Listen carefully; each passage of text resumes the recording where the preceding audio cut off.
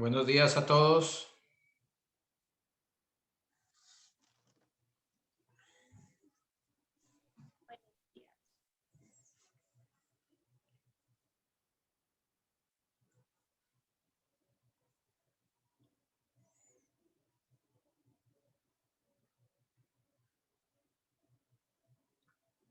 Buenos días a todos. Buenos Buenos días. días, profe. Buenos días, profe. Buenos días. Voy a llamar lista, no por la obligatoriedad del curso o de la presencia, sino por conocerlos un poco, ¿vale? Entonces les voy a pedir el favor que activen su micrófono y la cámara para reconocerlos y luego pues en el transcurso de la carrera nos seguiremos viendo. Como les decía, yo soy director del grupo Tecnologías Emergentes en Agroindustria. Entonces me gusta conocer un poco más a los estudiantes y ver a aquellos estudiantes que tengan interés en investigación, ¿vale? Entonces pueden activar el micrófono, activar la cámara y voy a pasar la lista para conocerlos un poquito más, ¿no?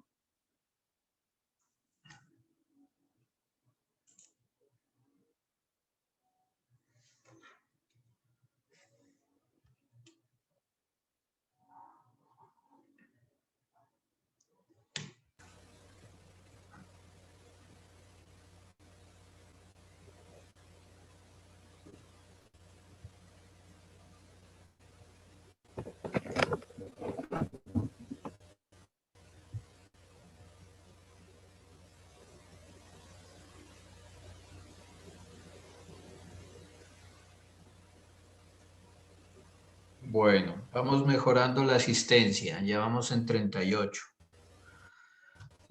estudiantes.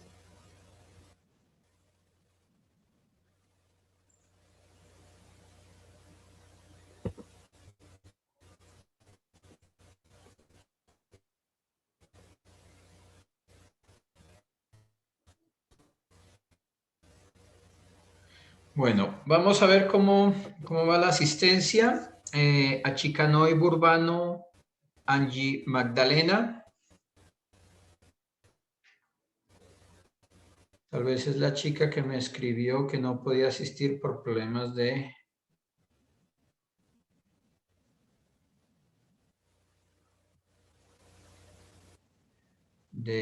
energía, ¿no?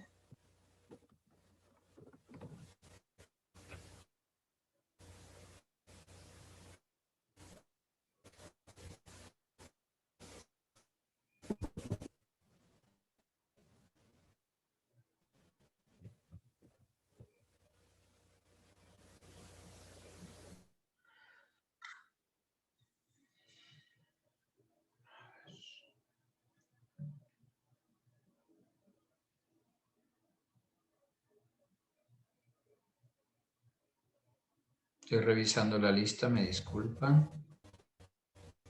Sí, Angie Magdalena tiene problemas de energía, me dice en el WhatsApp, ¿no?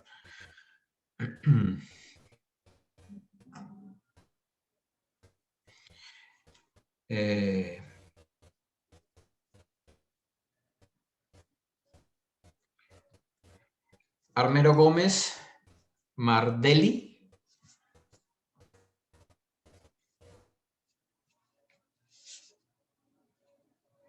¿No? Armero Gómez, creo que lo había visto. Armero Gómez, Mardeli Jennifer. La había visto presente, no sé. Sí.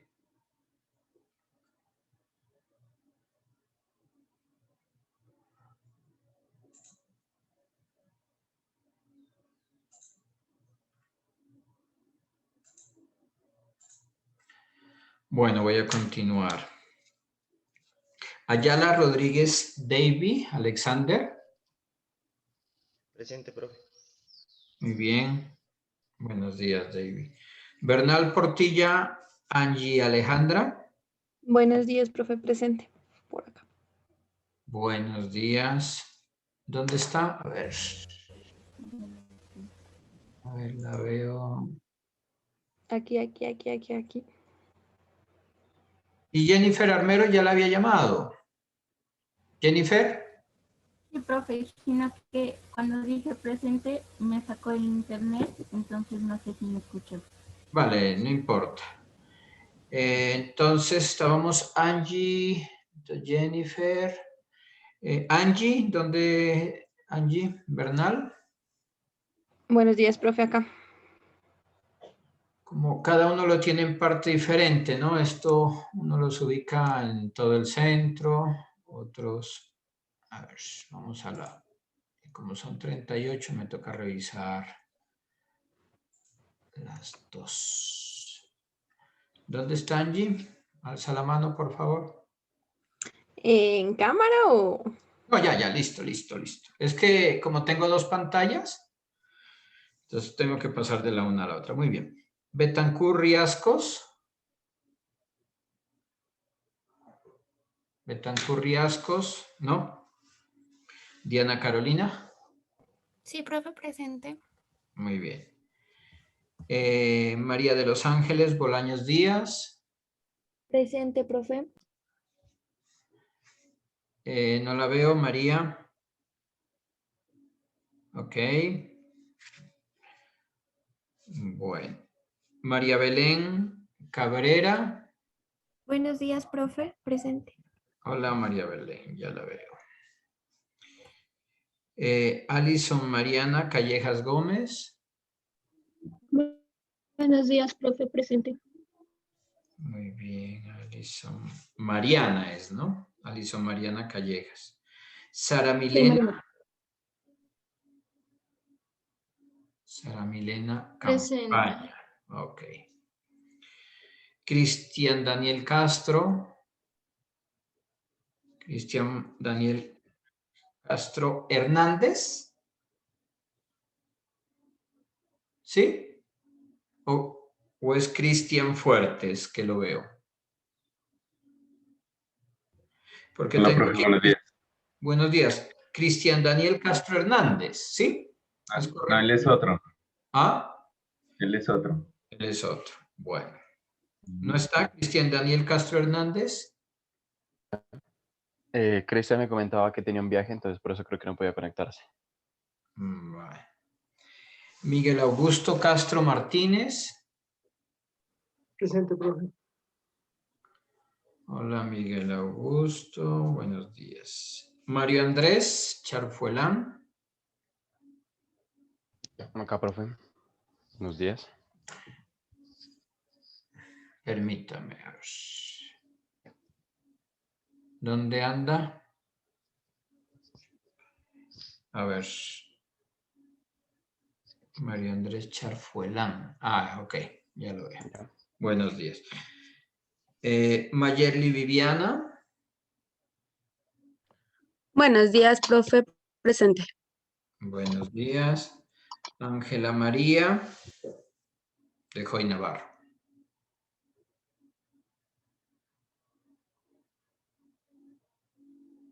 ¿No? ¿No está Ángela María de Joy Navarro? Ángela María. Profe, ella me comentaba que le había pedido permiso, que no tenía internet.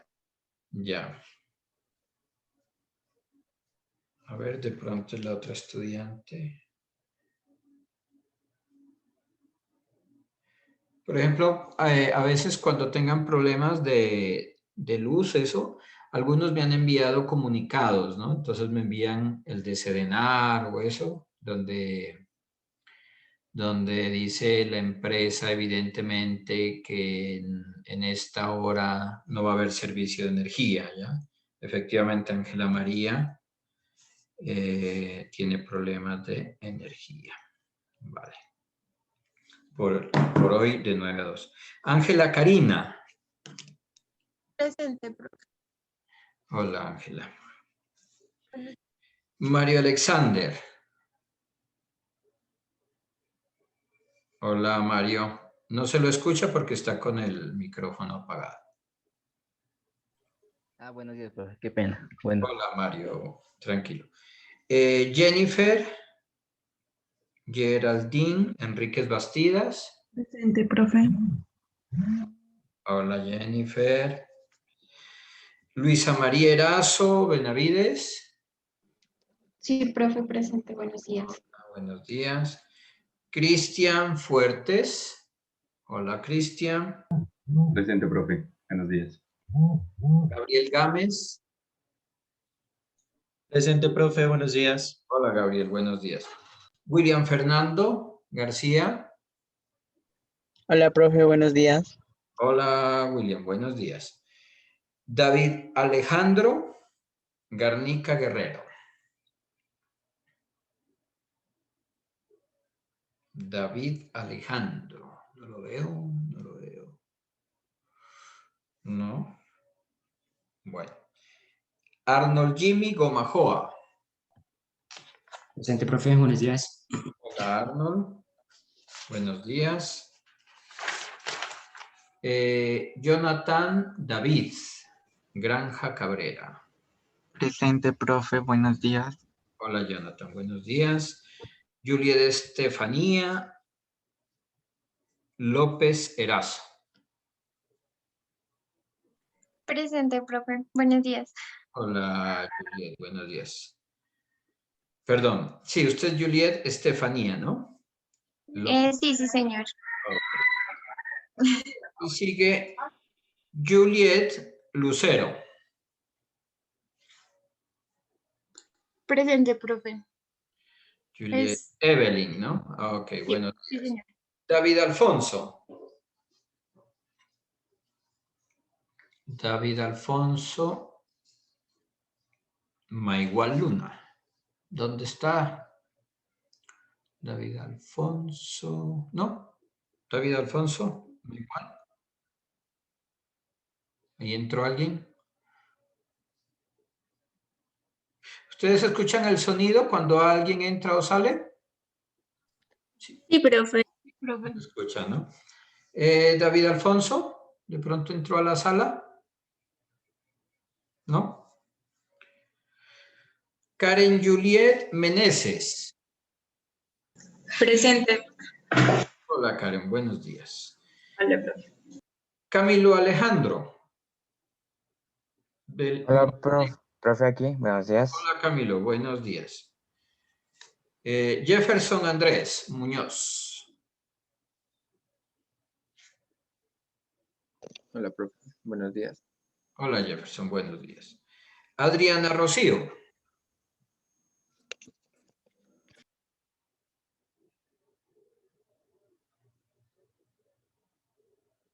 Profe, Adriana no tiene conexión en este momento, ha tenido problemas con su conexión. Igual creo que ahorita le va a escribir para comentarle. Bueno. Daisy Liliana.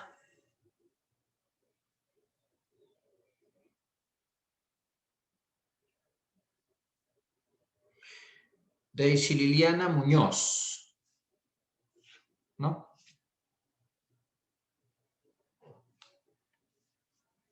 Hernán Darío Narváez. Presente, profe. Buenos días. Buenos días, Hernán Darío. Ángela Carolina Narváez Cerón. Qué pena, ella me dijo que tenía una cita médica y había tenido que viajar, por eso no se conectaba, pero igual ya le enviaba alguna, ya le escribió a usted. Brian Steven. Presente, profe. Presente. Hola, Brian. Buenas.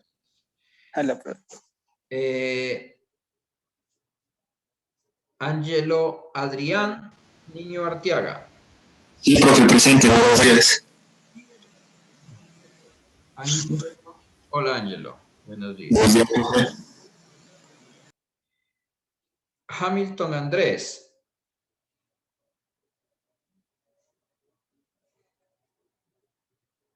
Hamilton Andrés Ortega Valdés.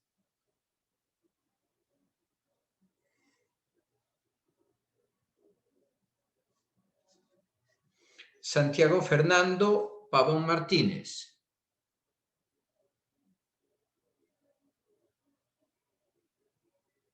Santiago Fernando tampoco. Hamilton Andrés Ortega tampoco. Diego Andrés Paredes. Hola Diego, buenos Presente, días. profe. Buenos días. Mayra Tatiana. Pialejo Díaz. Buenos días. Mayra Tatiana Pialejo Díaz. Buenos días. Mayra es, ¿no? Mayra. Buenos días. Sí. Kevin Mauricio Rosero Moreno. Sí, profe, buenos días. Hola Kevin, no lo veo. A ver, espera. No me conecta la cámara, espera. Kevin Mauricio Rosero.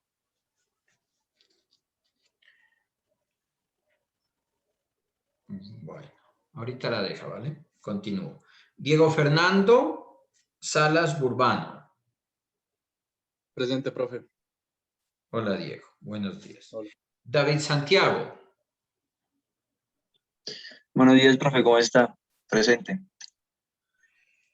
David Santiago Salas, no lo veo tampoco. Pero ahí tengo la cámara activada, profe, debería mirar. Está La tienes dirigida, tapada, Salas. está dirigida hacia una luz roja. No se ve. De pronto es una cuestión de configuración. No hay problema. Legi Valeria Tobar Mesa. Buenos días, profe. Hola Valeria, buenos días. María Camila Triana Timana.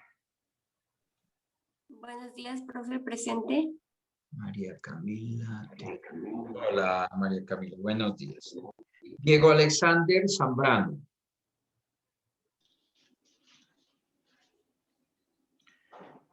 Diego Alexander. Sí, profe, buenos días. Aquí estoy. Hola Diego, buenos días. Bueno.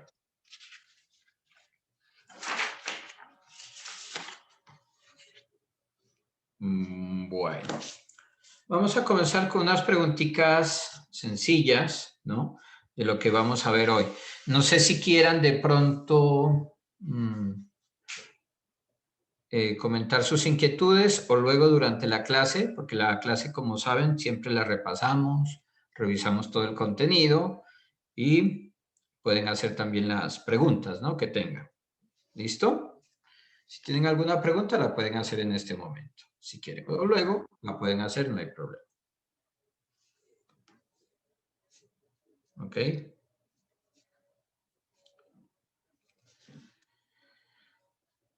Bueno.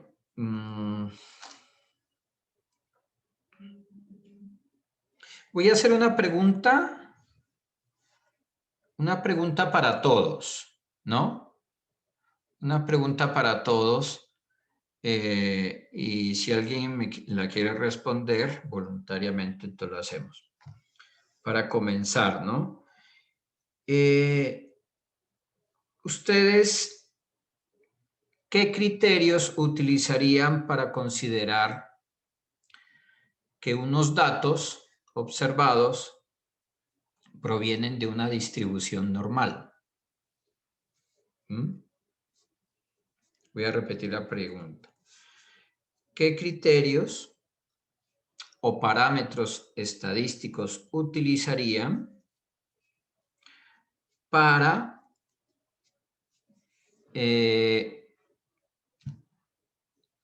encontrar que una serie de datos proviene de una distribución normal?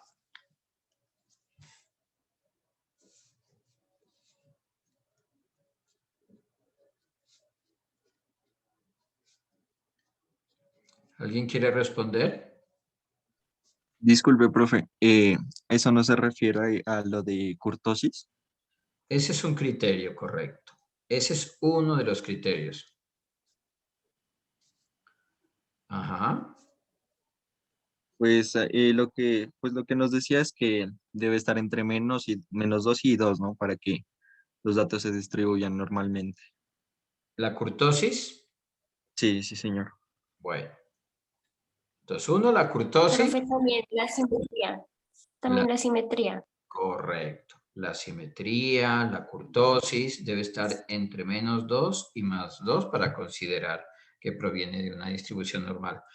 ¿Y qué otra forma podrían determinar que esos datos son normales? Que no tienen datos anómalos o no tienen... Profe. Dígame.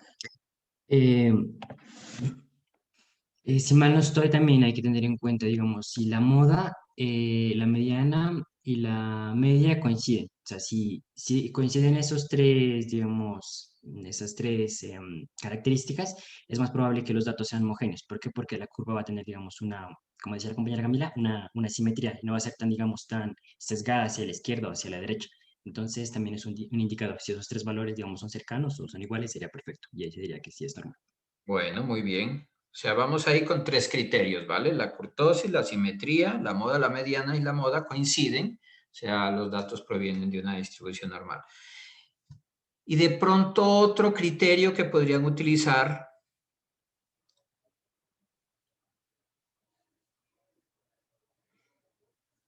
Entonces, miren, estos 3 criterios que acabamos de nombrar, la kurtosis, la simetría que esté entre -2 y -2, son, digamos, elementos necesarios para considerar que los datos observados provienen de una distribución normal, pero no son suficientes, ¿vale?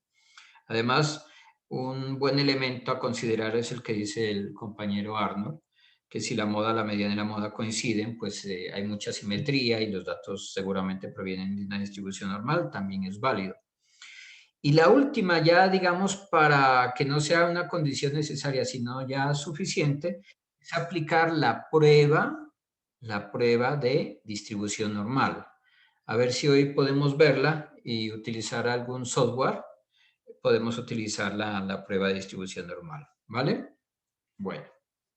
Entonces,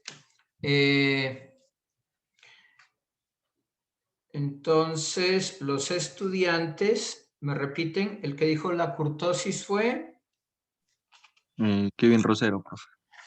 Kevin Rosero. ¿Dónde está Kevin? Permítame, Kevin, ¿no? El otro que dijo la simetría, la señorita. Yo, profe.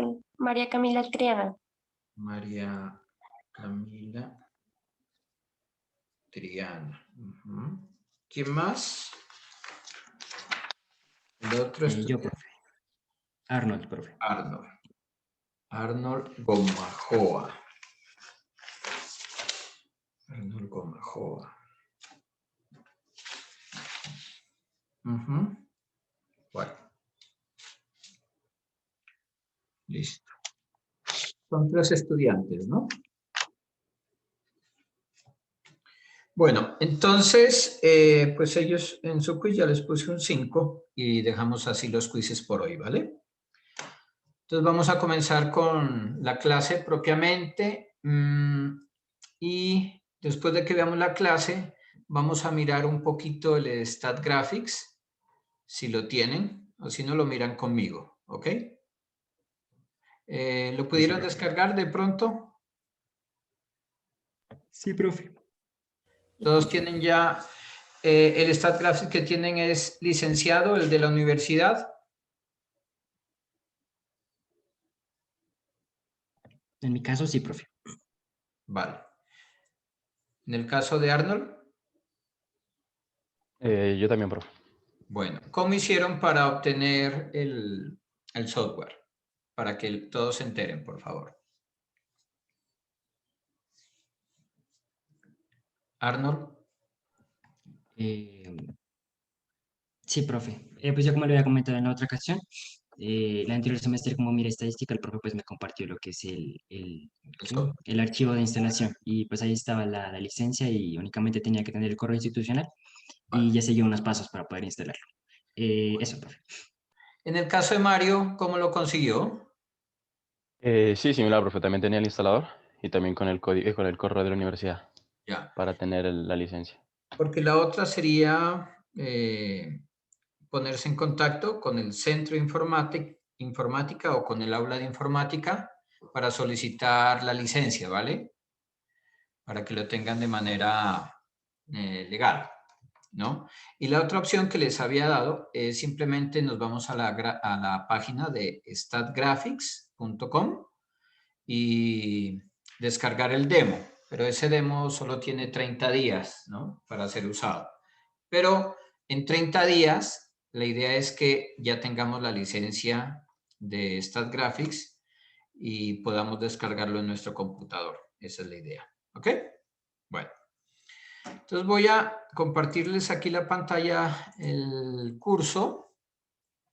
¿No? Profe. Dígame. Buenos días. Disculpe, sino que no me había podido conectar sino hasta ahora. Me tocó con datos. No sé si ya llamo a lista de pronto. ¿Cuál es su nombre? Daisy Muñoz.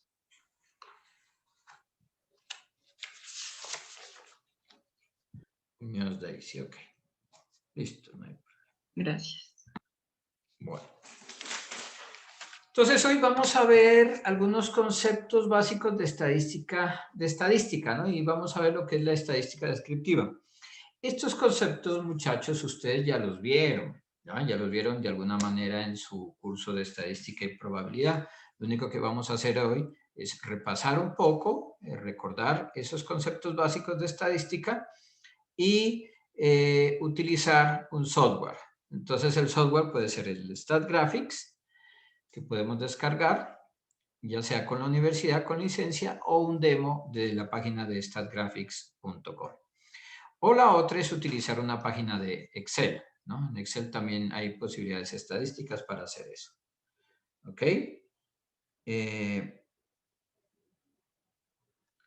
Entonces, vamos a comenzar. ¿Listo? Entonces, ¿qué es la estadística descriptiva? La estadística descriptiva es aquella estadística que se encarga de estudiar los métodos para describir, ¿no? Su nombre lo dice. Descriptiva significa describir cómo se comportan los datos según su tendencia.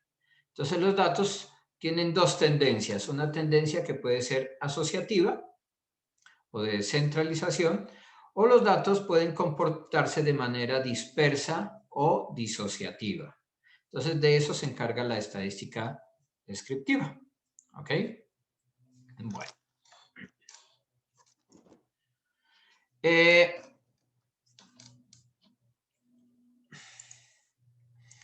Para entender esto, entonces vamos a recordar lo que es la variable estadística.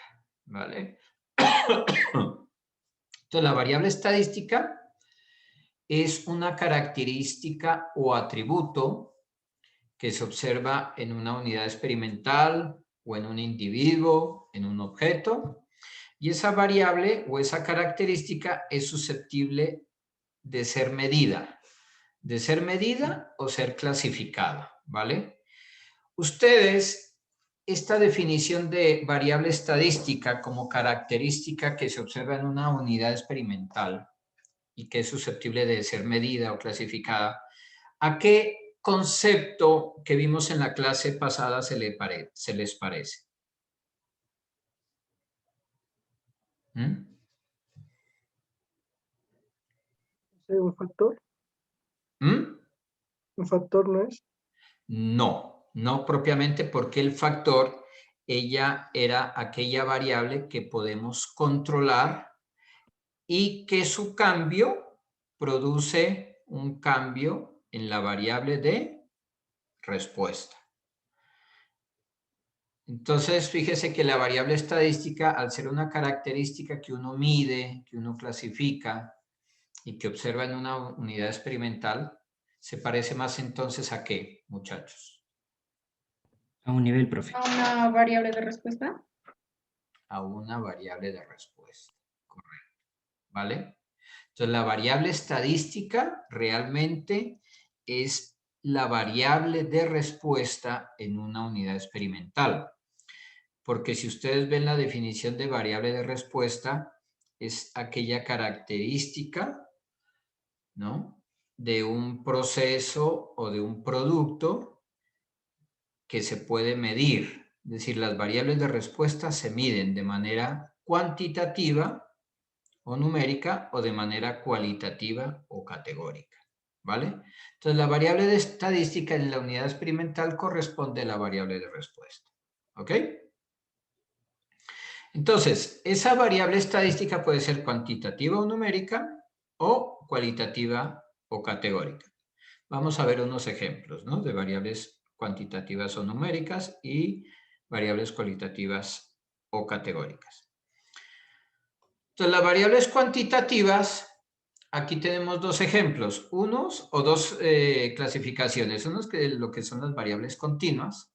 Esas variables continuas son el resultado de una medición, ¿no? En este caso hemos medido unidades de longitud, unidades de masa y unidades de volumen. Por ejemplo, 5.1 metros o 7,6 kilogramos o 2,48 litros, ¿vale? En el caso de 5,1 metros son unidades de longitud. Miren que metros en el sistema internacional es con M minúscula, ¿no? Por si acaso, para que vayamos teniendo en cuenta. La unidad de peso que estamos utilizando aquí es kilogramos. Kilogramos es K minúscula, G minúscula, por si acaso, ¿vale? O sea, el kilo es K minúscula y gramos G minúscula. Y la unidad de volumen que utilizamos aquí son los litros, ¿no? En este caso, en este ejemplo, 2.48 litros. Y la L es L mayúscula, por si acaso. Que lo tengan en cuenta porque eso es importante cuando demos unidades a nuestras cantidades específicas como variables continuas. En el caso de las variables discretas provienen del proceso de conteo, ¿no? Entonces, uno habla, por ejemplo, de cuántos hombres hay en este curso, cuántas mujeres. Entonces digo, por decir algo, hay 10 mujeres, hay 20 estudiantes en total, hay 10 hombres también en total. ¿De acuerdo? Entonces, las variables discretas son resultado de ese proceso de conteo. Bueno, y ahora sí, ¿ustedes me pueden dar un ejemplo de una variable cualitativa o categórica de las variables de respuesta que medimos la clase pasada? Que dimos algunos ejemplos. ¿Alguien se acuerda cuál podría ser una variable cualitativa o categórica en una unidad experimental? Por ejemplo, en la... El color podría ser uno. Correcto. Entonces, el color es una variable cualitativa o categórica, ¿no? Entonces, uno podría decir, no sé, digamos en manejo post cosecha utilizan los grados de madurez, ¿cierto? Entonces, los grados de madurez van o por color o van por una clasificación, ¿no? Entonces, fíjese que esas son variables cualitativas o categóricas porque lo que hacen es medir un atributo de tipo cualitativo, no es numérico ni cuantitativo, ¿no? Es más que todo es un atributo o una característica de tipo cualitativo, ¿no? De calidad o cualidad, ¿ok? Entonces, una puede ser el color, otra podría ser el sabor, ¿cierto? Otra podría ser la textura, pero mire que la textura puedo medirla de manera cuantitativa en un texturómetro o la textura yo la puedo medir de manera cualitativa por el tacto, ¿no? Si está blando, si está crujiente, si está duro, ¿vale? Entonces es una variable cualitativa o categórica. Fíjense que todas las variables cualitativas o categóricas en estadística se acostumbra darles un valor numérico o cuantitativo para hacer el respectivo análisis estadístico, es decir, que nos resulte más fácil el análisis estadístico. Entonces, las variables cualitativas como sabor, color, textura, calidad en términos generales, a pesar de que son variables cualitativas o categóricas, pueden volverse en algún momento cuantitativas o numéricas simplemente dándoles un valor, ¿no? Entonces usted puede decir el grado de madurez de, no sé, de un plátano, ¿no? Entonces el plátano cuando está verde, darle una clasificación y decir 1 es verde. Cuando empieza a dar una tonalidad más brillante, entonces, por ejemplo, que pasara a amarillo, entonces ya le doy otra característica, puede ser el número 2, un valor numérico, perdón, como el número 2. Y cuando ya está maduro, entonces ya tiene un color, bueno, digamos un amarillo más fuerte y le doy la categoría 3, ¿ya? Entonces, las variables cualitativas a veces se pasan a valores cuantitativos o numéricos con el fin de hacer más sencillo el análisis estadístico. Bueno, entre los métodos estadísticos descriptivos encontramos los métodos numéricos y los métodos gráficos, ¿ya? Entre esos métodos estadísticos descriptivos numéricos están las medidas de tendencia central, las medidas de dispersión, las medidas de forma o distribución y las medidas de asociación, ¿de acuerdo? Entonces, fíjese que los métodos numéricos estamos viendo de alguna manera cuantitativa o numérica esa tendencia, ¿no?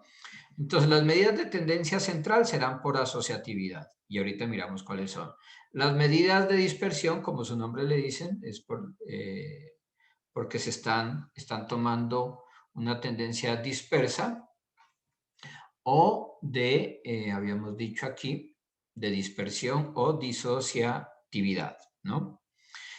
Y hay otros métodos numéricos que tienen que ver con medidas de forma o distribución. Algunos estudiantes hablaron de lo que era la kurtosis y hablaron del sesgo o simetría. Entonces, esas son medidas de forma o distribución de los datos, que lo que hace es mirar a través de un parámetro estadístico cómo es la forma o cómo es la distribución de esos datos. Y están las medidas de asociación, en la cual se correlacionan los datos, unas variables con respecto a otras variables. Entonces, uno mide la asociación o correlación que hayan entre esas variables. Y dentro de los métodos estadísticos descriptivos también están los métodos gráficos, y entonces en los métodos gráficos están la distribución de frecuencias e histogramas. Está el diagrama de cajas y bigotes. ¿Sí lo conocen, el diagrama de cajas y bigotes? Sí, profe. Bueno, muy bien. Está otro que es el diagrama de tallos y hojas, es poco conocido y tal vez poco usado también. Están los diagramas de dispersión, están los diagramas de barras, está el polígono de frecuencias y están las líneas de tendencia y están los gráficos de pastel, ¿no? Bueno. Hablemos un poquito de ellos. Entonces, entre los métodos numéricos descriptivos están las medidas de tendencia central. Entre esas medidas de tendencia central están las medidas de centralización o asociación que habíamos mencionado anteriormente. Entonces, son medidas que registran o materializan el proceso de convergencia del conjunto de datos. Entonces, la tendencia es a converger, ¿no? La tendencia es a buscar medidas de asociación o centralización. Entonces, ¿cuáles son esas medidas de convergencia o de centralización? Están la media aritmética. La media aritmética es el mismo promedio, ¿de acuerdo? Está la media ponderada, está la mediana, está la moda, está la media geométrica y están los cuartiles. ¿Ok? A ver. Bueno.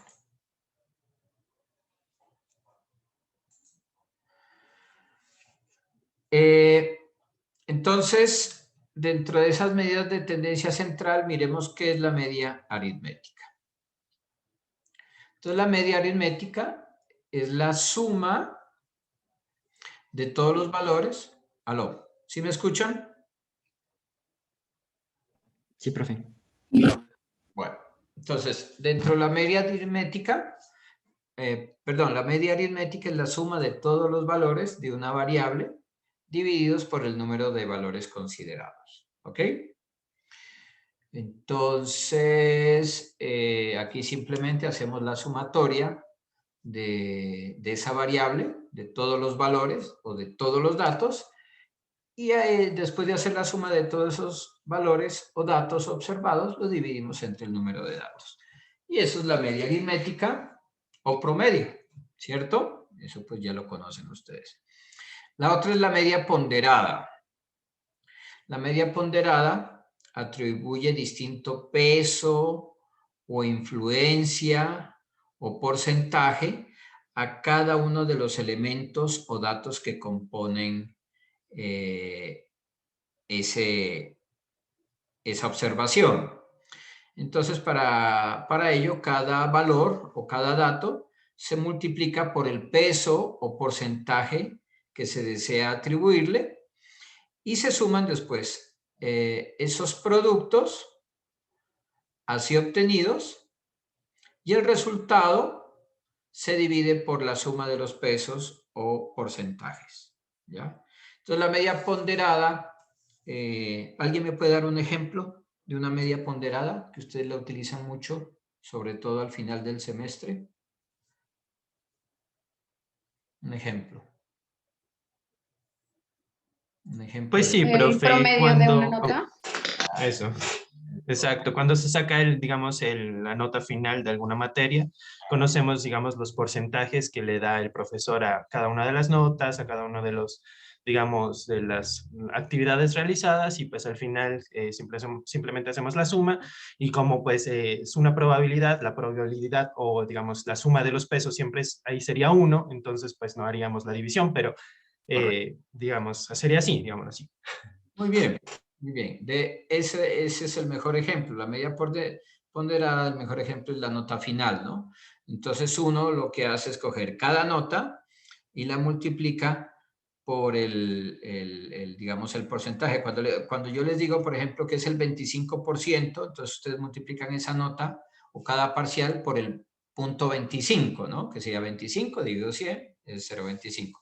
Entonces dicen, es aquí en el primer parcial el 25%, el otro el 25%, el otro también el 25%, el otro me dio el 10%, o sea, lo multiplican por punto 1, más, digamos, en el caso nuestro, el valor de la nota por el punto 1, que sería el de los trabajos o presentaciones que hagan, ¿no? Y esa es la nota final. Como dice el estudiante, ya sabemos que esos porcentajes es igual a 100 o es igual a 1 en términos de fracción, ¿no? Entonces ahí tenemos la nota final. La mediana.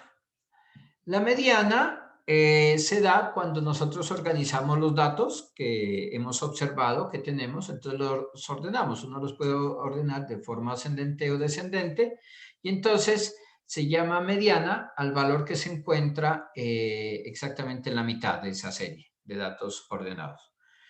Puede ser que la serie sea de un número par de observaciones, entonces habrán dos valores en la mitad de esa serie, ¿ya?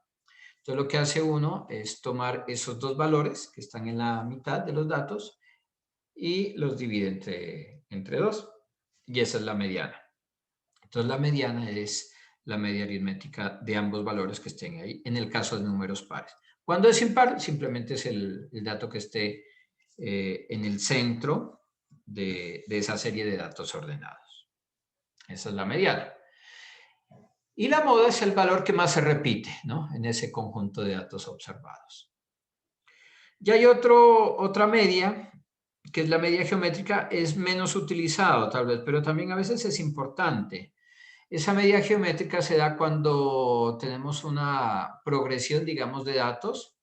Entonces, la media geométrica se considera como la raíz de orden igual al número n de elementos del producto de los mismos. Entonces, aquí la media geométrica es como el valor del producto o productoria de los datos elevados a la raíz enésima, ¿ok?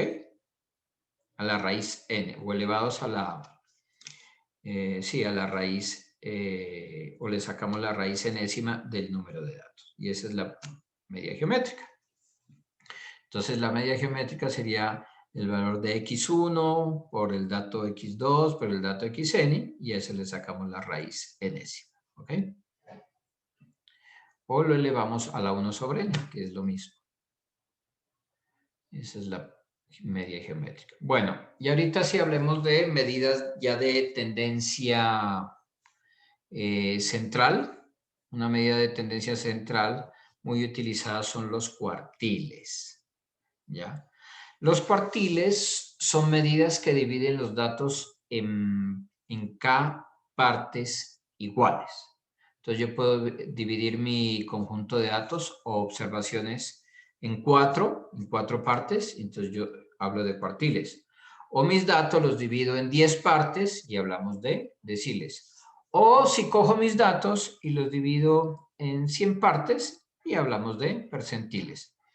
Entonces, dado un conjunto de datos ordenados de manera ascendente o descendente, siempre es posible dividir el conjunto original en cierto número de subconjuntos de manera que cada subconjunto tenga el mismo número de datos o elementos.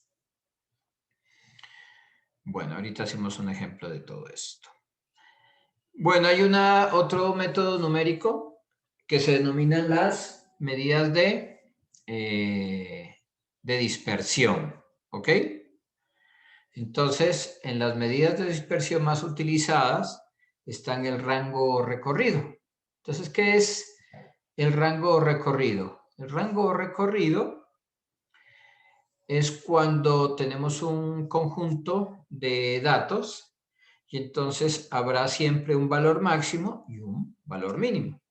Entonces, el rango recorrido de dicho conjunto de datos es la diferencia entre el valor máximo y el valor mínimo. Ese es el rango recorrido.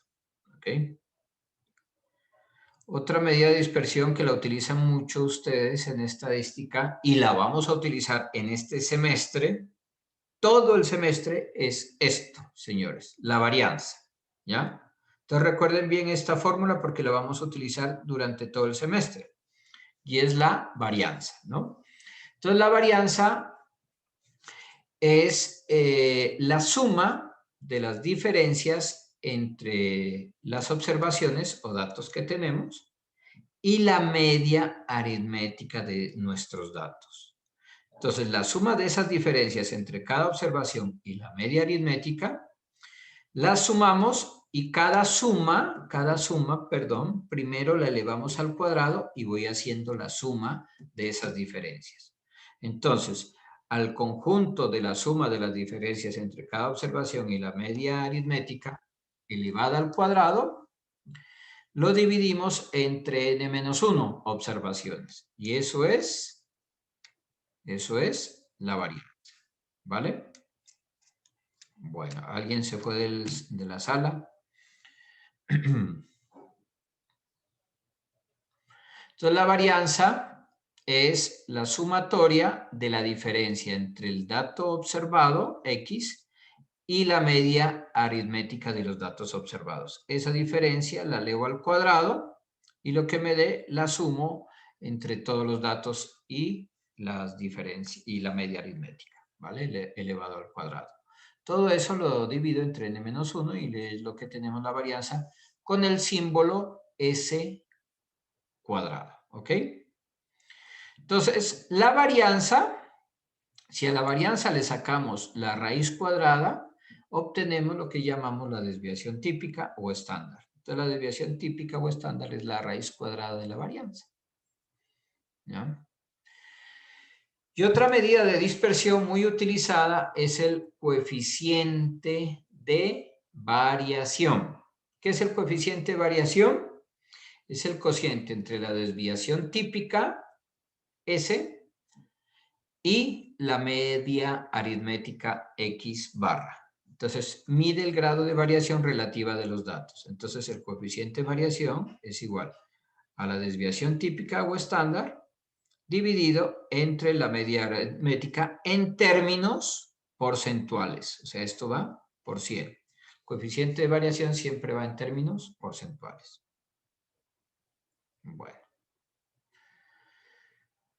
Bueno, ahora sí hablemos de otros métodos numéricos que tienen que ver con la medida de forma o distribución con el que comenzamos esta clase. Uno de ellos es la simetría, ¿no? También se llama sesgo. Entonces, la simetría de una función de distribución se mide por el coeficiente de sesgo de la misma.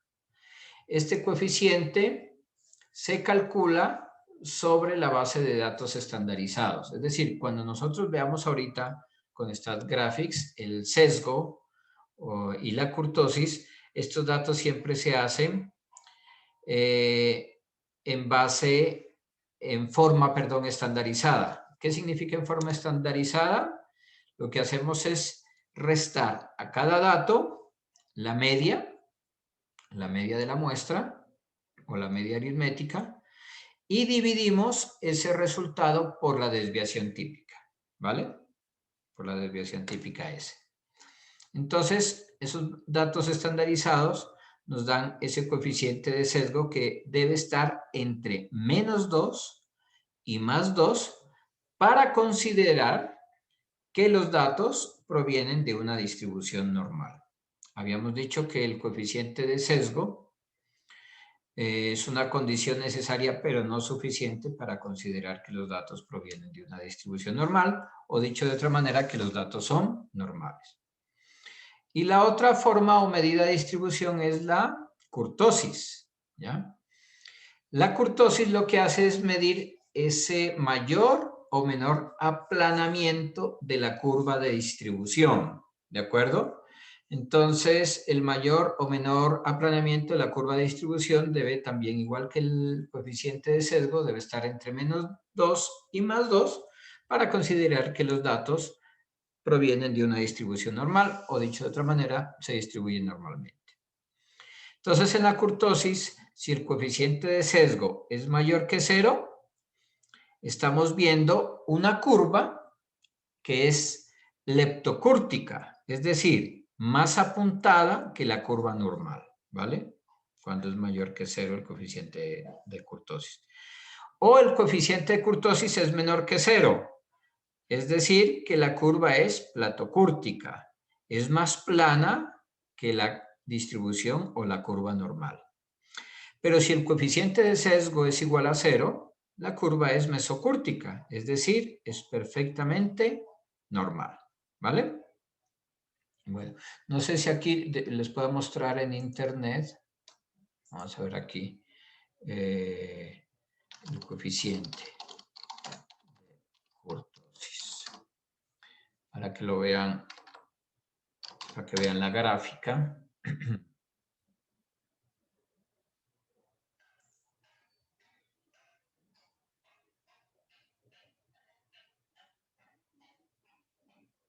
Aquí.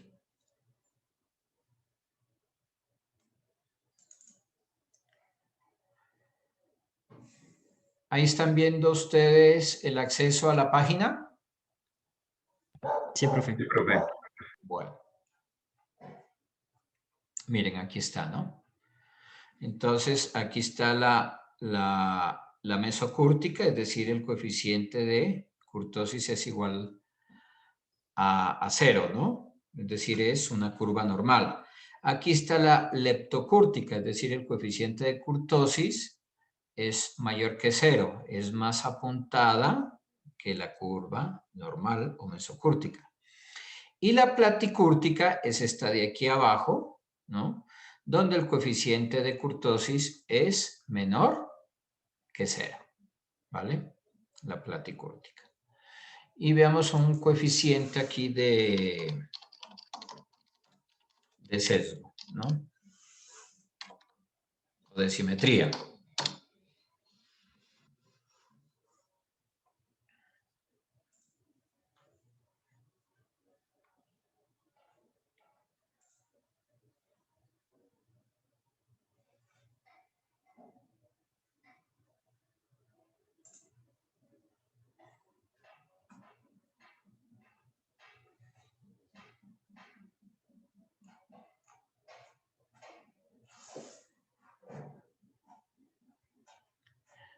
Pero no me aparece la gráfica.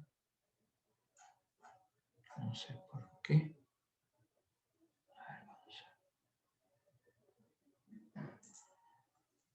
A ver, hagámoslo con esta.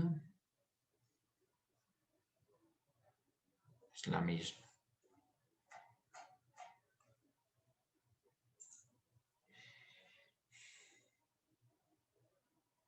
Ahora aquí entonces.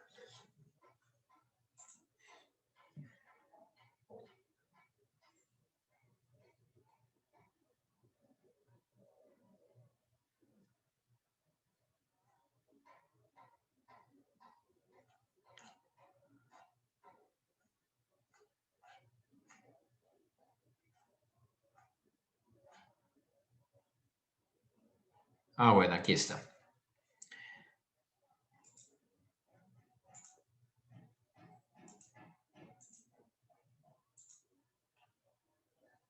¿Ahí la ven perfectamente? ¿Sí? Sí, profe, ahí se ve bien. Bueno, entonces aquí tenemos la curva de distribución simétrica, es decir, la curva normal, cuyo coeficiente de sesgo es igual a 0. ¿Ok? Aquí tenemos la curva cuyo coeficiente de simetría o de sesgo es mayor que 0, es decir, hay un sesgo positivo o a la derecha, ¿no? Como vemos aquí en la curva, el sesgo va hacia la derecha. Y en este caso, el coeficiente de simetría o el coeficiente de sesgo es menor que 0, es decir, hay un sesgo negativo o a la izquierda, ¿vale? Bueno.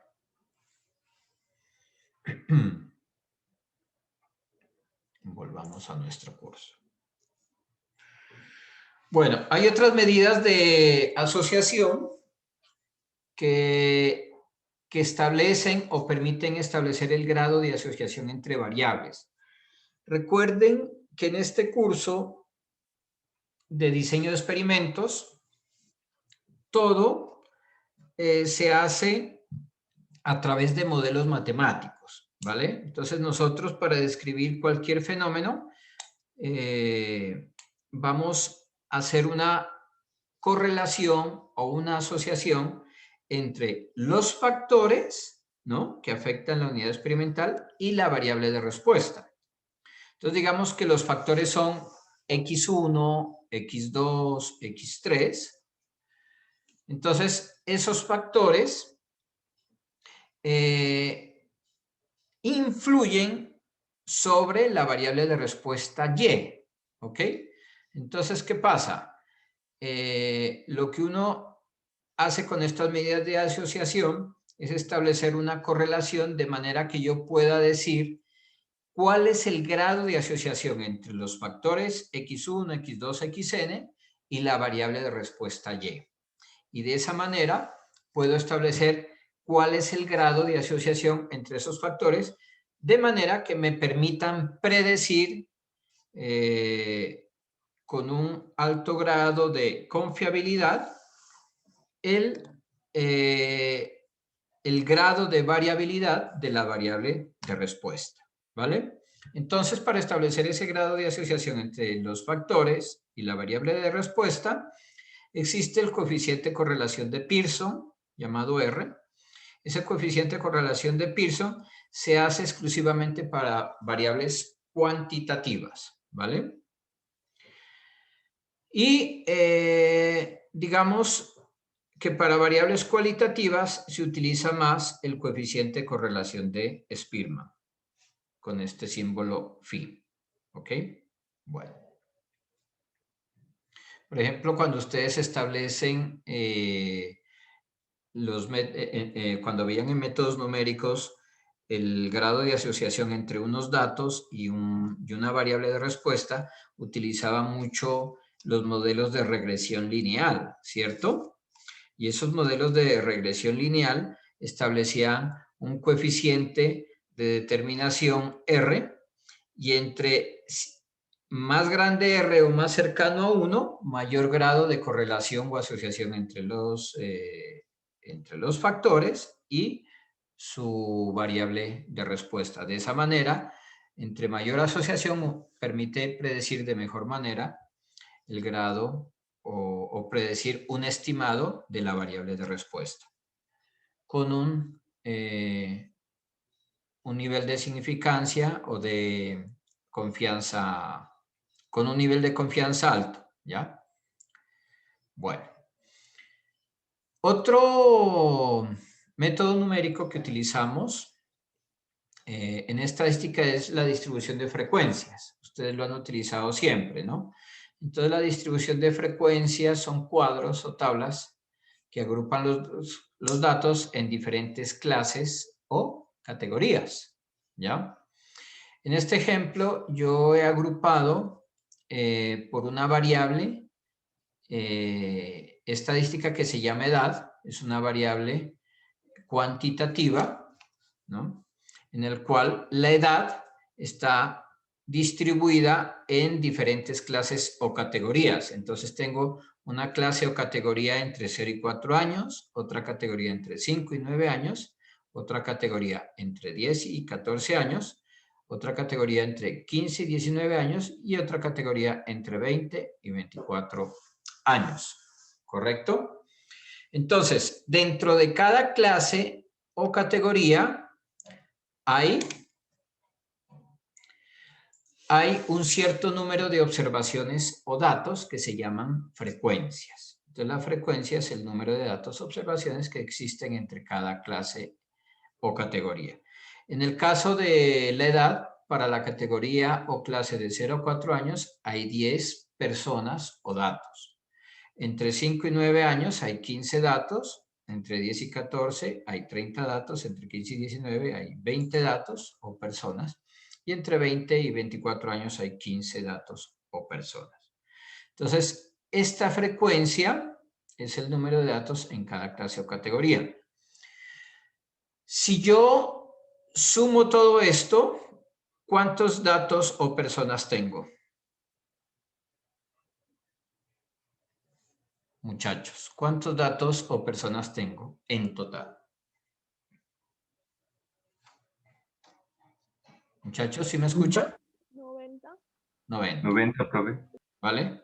Entonces tenemos 90 datos o personas. Entonces podemos hablar de frecuencia acumulada y frecuencia relativa según cómo acumulamos esos datos. Entonces la frecuencia acumulada, aquí está entre 0 y 4 años, hay 10 personas. Es decir, lo que decimos que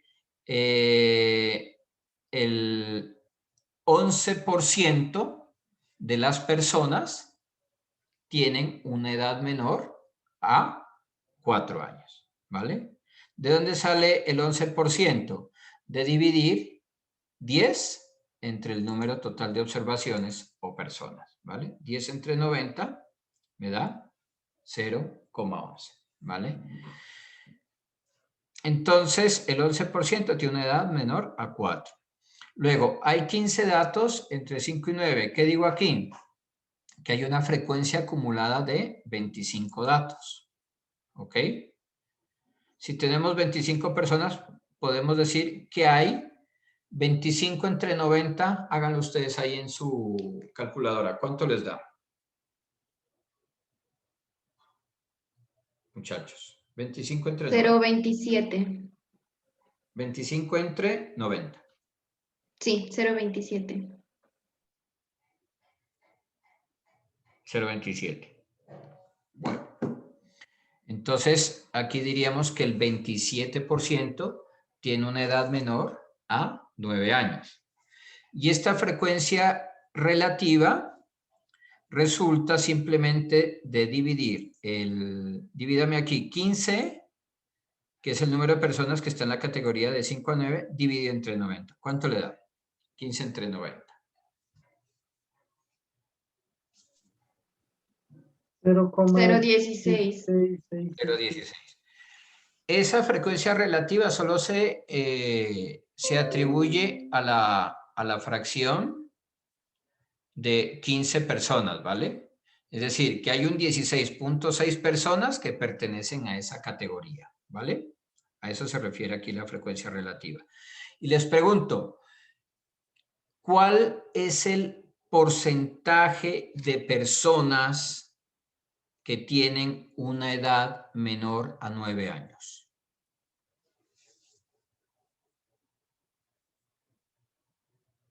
¿Mm?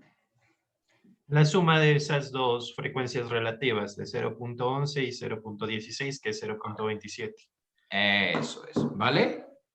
Entonces, yo podría o sumar la frecuencia acumulada y dividir 25 entre 90, ¿cierto? Y me da 0,27. O simplemente sumar las fracciones relativas 0,11 más 0,16. Y entonces yo digo que el 27%, esto da un poquito más, ¿no? Exactamente, ya les digo. ¿Cuánto da exactamente?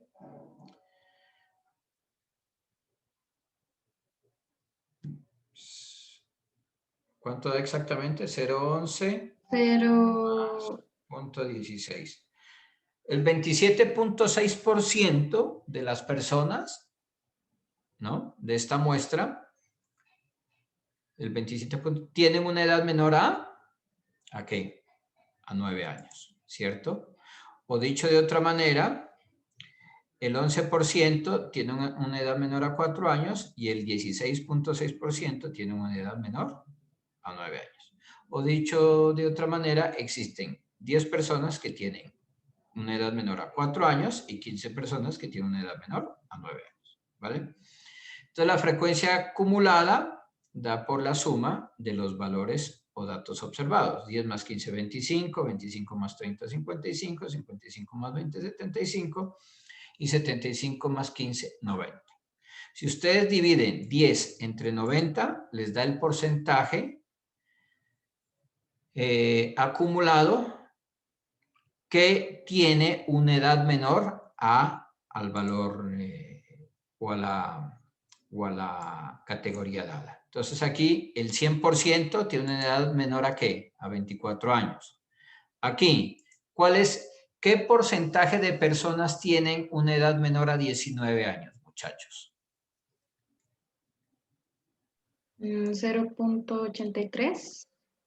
Correcto. El 83.3% de las personas de la muestra tienen una edad menor a 19 años.